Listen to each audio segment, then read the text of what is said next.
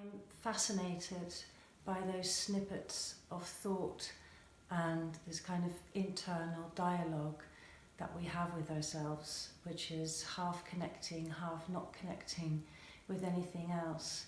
And it's like a third person commentary that runs underneath our lives. And I call that kind of commentary that we run underneath the film of our lives, I call that plainspeaking. And in my poems I try to capture that kind of the language that we have with ourselves, but at the same time that connects with the outer world. And it's a way of trying to capture the complexity, the absurdity and the humour of what it is to be human.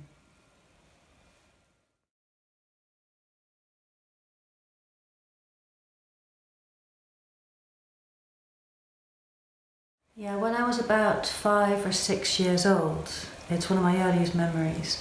I remember running up to my dad and telling him, when I grow up, I want to be a boy. And my dad kind of looking at me and saying, you were born either a boy or a girl, and you were born a girl, so you can't be a boy.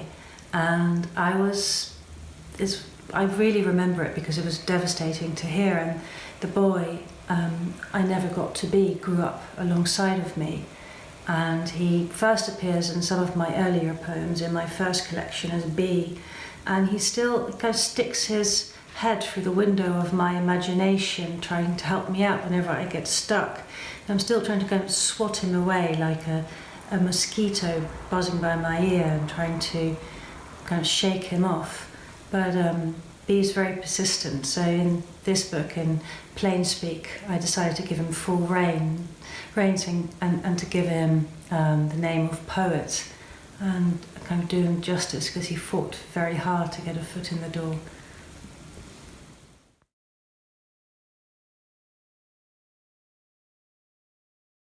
My love and my fury for language, and I want to tear his hair out, I want to cajole it, outwit it, outsmart it, and that's what I try and do in the fabric of the poems, and trying to extend the line in a way that it can't be extended, but also to fold back on itself through kind of elasticity. I'm needing the language the whole time. It's the last thing I want for the language is to be linear.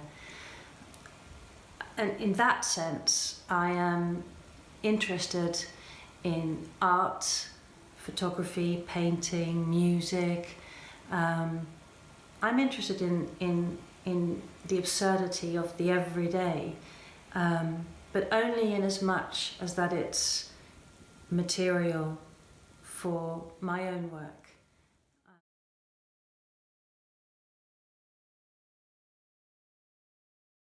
Yeah, so men as poets are poets, whereas women who are poets are still referred to as female poets. And so with this prefix of female poet, the female already means I'm being classified as the other, and the other as being measured against what is the absolute, in this case, the male poet. And I found this very debilitating when I was trying to develop my own craft as a poet. It somehow I got in my head and it got in the way.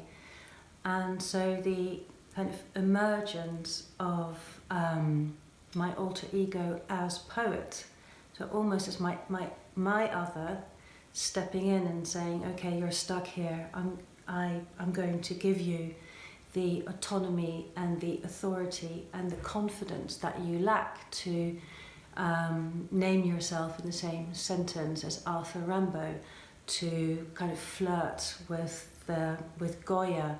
I could never have done that as myself. I needed my other, my poet, to navigate me, give me that kind of artistic freedom that I needed to make the work as it is in Plainspeak.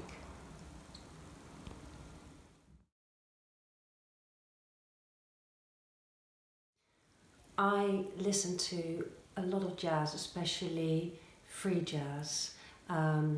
Betty Carter, Ornette Coleman, and Betty Carter says that free jazz, she loves it because it's spontaneous, inventive, and very independent, and that's what the artist should be. And I think exactly that is what poetry should be. Another thing I like about freestyle jazz is that it has no meter. It's very irreverent and it's very wild, and it's also depends on people listening to each other in collaboration and usurping meter all the time.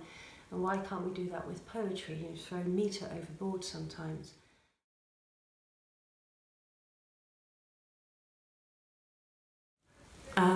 I did.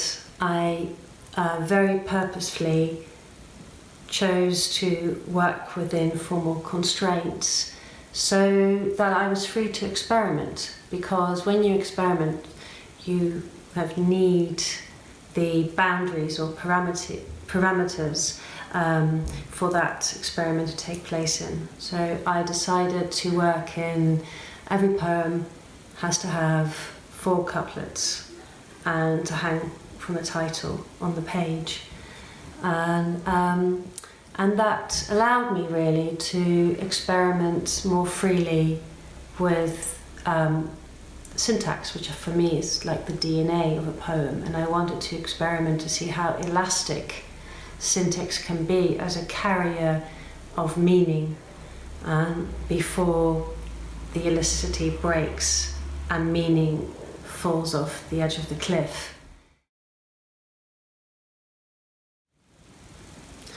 I think hugely.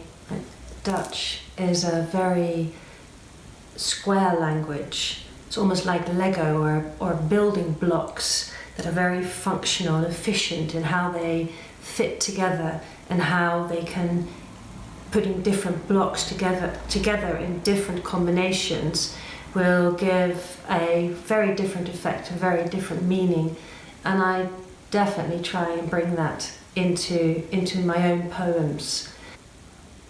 Without translation, I think poetry would be dead.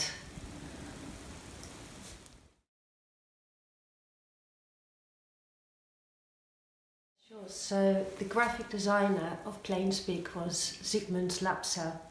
And in our initial discussions of the book, we talked about the poems, how they work on a very abstract level, but they also work very figuratively in the way that a sculpture can resemble a figure, but it can also be very abstract. And the other thing that I really wanted in the cover design was the fact that it features my alter ego as poet. And along with Jess Chandler, the publisher, the 3 of us thought it would be a really nice idea if that kind of abstract and figurative can be reflected in how we did the cover. So all the separate elements of the cover, so the French flaps and the front cover and the back cover, they all look very abstract. So this is very abstract and this is very abstract. And this is very abstract. As you fold it out, it becomes figurative. It actually becomes poet swimming to the outer edges of the universe. With these poems in Plainspeak, I wanted to keep the tone lyrical, and yet I wanted the form to be very contemporary, and with that I wanted to re-establish poetry as an art form. Stormy night. Poet has been at his own throat for hours, howled the wrecking bowls from crab apple trees, and chased the mutt indoors.